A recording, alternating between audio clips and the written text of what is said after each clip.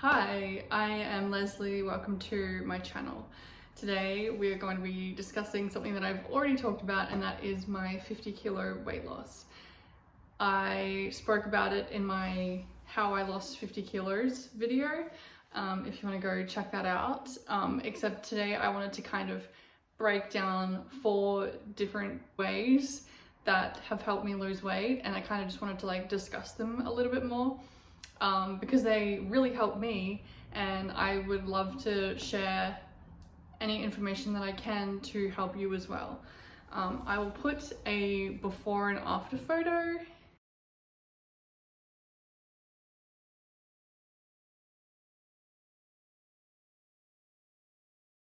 Big transition. It happened over about a year and a half, and I also have another video called I Lost 50 Kilos, and that goes over the entire process, so you can just kind of get a deeper understanding of my situation, how I gained the weight, and then how I lost it. I kind of go over everything. It was a big year and a half, and I am so glad that I did it. And why wouldn't I want to share this information? Because my life has completely changed. I have completely transformed myself as a person, and I feel incredible, not just physically, but emotionally and mentally. I feel so good. I have completely bettered my life. Losing the weight has helped me gain my self-confidence, not just because of how I look, but just from the actual journey of losing the weight. I found so much self-respect throughout that journey, and yeah, so today I just thought that I would share 4 different things that might help you if you're on the same journey. So I'm starting straight away with reflection. Reflection is very important because we need to understand how we actually got there in the first place, how we ended up being at such a weight, at such a stage in our lives, and how we actually got there is so important to the journey of undoing that. Because you can go on any fad diet, you could train for 3 months and then feel incredibly good, but because you haven't reflected on the deeper root causes, it's so easy to go back. It is so easy. And throughout my journey, there has been times where I have also done that.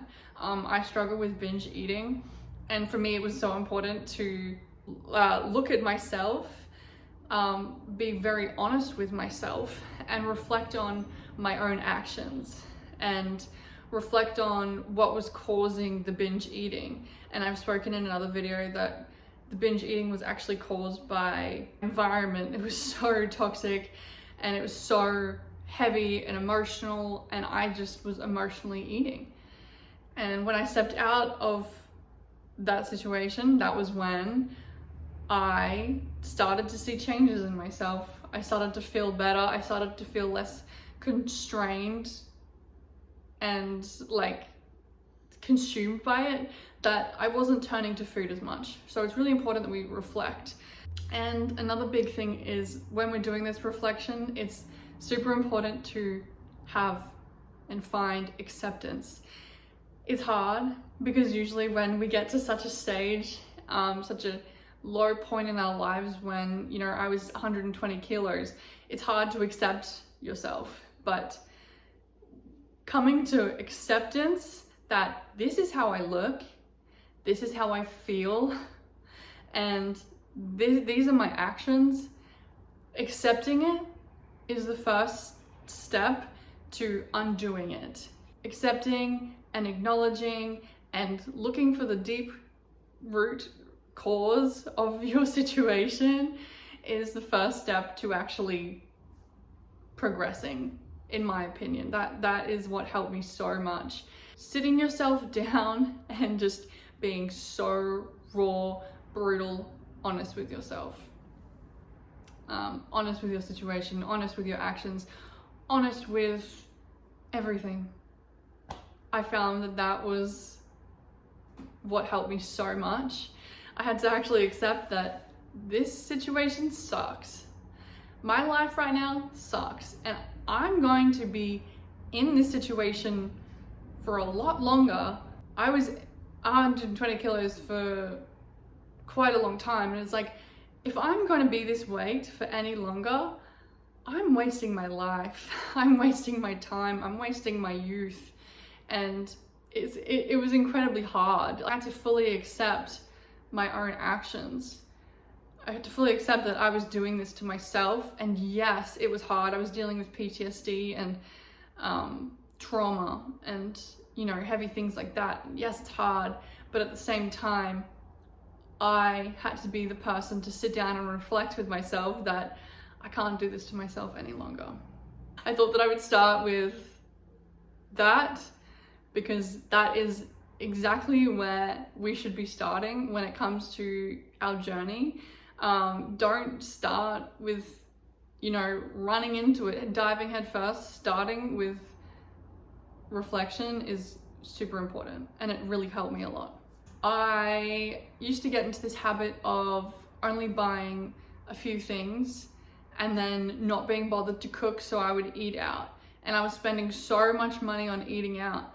And then I would also be saying at the same time, I have no money for healthy groceries. So it was very backwards. I was spending so much on junk and so little on my health.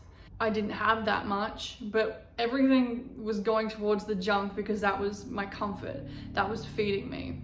And prepping your groceries for the week, making sure that your fridge is stocked, filling it with good food is super important. And I know that we don't always have, not all of us have the resources to do that, but health really is wealth. Your health trickles throughout your entire life. And if you can put a little bit extra money into buying healthy groceries for yourself, spending more on that and minimalizing what you're spending eating out, it's gonna balance itself out in the long run. You're gonna feel amazing in the long run and your life is going to better. So yes, we might be spending a little bit more each week, but in the long run, our health is so important. And I have learned that tremendously over the last year that I've been dealing with a stomach illness and really finding out what my body likes and doesn't like, and putting every cent into my health has helped me tremendously. My entire life unraveled because I wasn't putting my health anywhere first. If I have to spend a little bit more on my groceries every week, I'm fine with that. And I know that not all of us are privileged to do that, but if you can, prepping your food, making sure your fridge is full of healthy food so that you turn to the food in your fridge, you know what food you have to eat, and making sure I know what I'm eating next, because if I know what I'm eating next, generally I'm not going to get takeout because I know that I have food there. I know that I've spent money on this food. And yes, it's totally okay to eat takeout. Like, that's fine. I'm not telling you to never eat takeout. I think it's healthy to have balance. But one of the biggest problems is turning to the easier option. That's not going to get you anywhere. That's going to get you somewhere short term. Short term, you'll feel great. And then all of a sudden you're like, I'm not making any progress. I don't feel really good. I'm waking up in the morning and I don't have that much energy. And I can tell you right now that I have so much energy. I am so confident and I feel so good when I do invest in my health. Number 3 is non-negotiables. So for me, this is the good things and the bad things. Non-negotiables that are good are me taking my supplement every day. My probiotic makes me feel good. My greens every day, that's non-negotiable. That makes me feel good. I know it makes me feel good. Going for my walk in the morning, that's non-negotiable because it makes me feel good. And then on the other end, it's like the non-negotiables that don't make me feel good. Say I used to have a really bad addiction with coffee. I can only have 1 coffee a day, and that's a non-negotiable.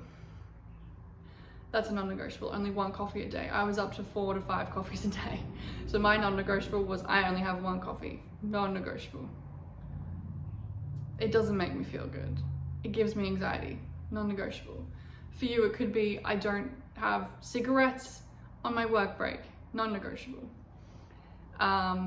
I don't get takeout after a big day or something, I don't know.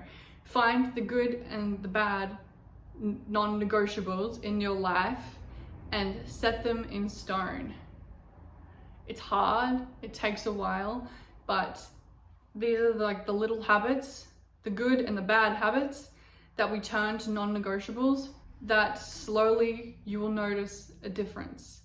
I could have written habits, but I just felt like calling them non-negotiables makes it more strict. I have to be very smart with what I'm eating, and so it's a non-negotiable that I don't have fast food. That's a non-negotiable for me at the moment. My body can't handle it. I get really sick. A good one for me at the same time is I'm also dealing with dehydration, so I have to have at least 3 liters of water a day, non-negotiable. Comes to a point where we are the only ones that can do anything about our health, and being really strict with the habits that we set is so important. So what are the non-negotiables that you need to set in your life? The good and the bad. Really take a look at yourself during your reflection and then setting these non-negotiables. And then the 4th one is walking. I talk about walking a lot. I love it. I go outside, I put my headphones in, I put my podcast on, or I put an audiobook on, or I put my music on, and I feel so good. I love walking. I talk about it all the time. Getting outside in nature, getting vitamin D, fresh air, and just peace is so important, especially when you're in these dark times. You know, when we gain so much weight, it's really hard to see the silver lining. It's really hard to connect fully with ourselves and see a way out of our situation. You know, it takes time for us to better ourselves, and that's just a fact. And if we can get outside, have some peace of mind at least once a day, it will tremendously help your life. And not just physically, but emotionally. It feels almost like a meditation.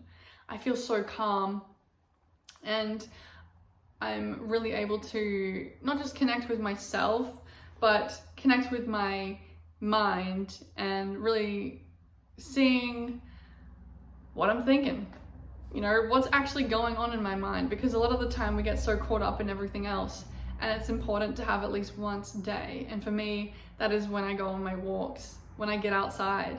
I can just be with myself and I can just go for my walk. I'm getting my steps in, and truly over the entire journey of losing 50 kilos, walking has been the one thing in each stage of that journey that I have done that has helped improve my life.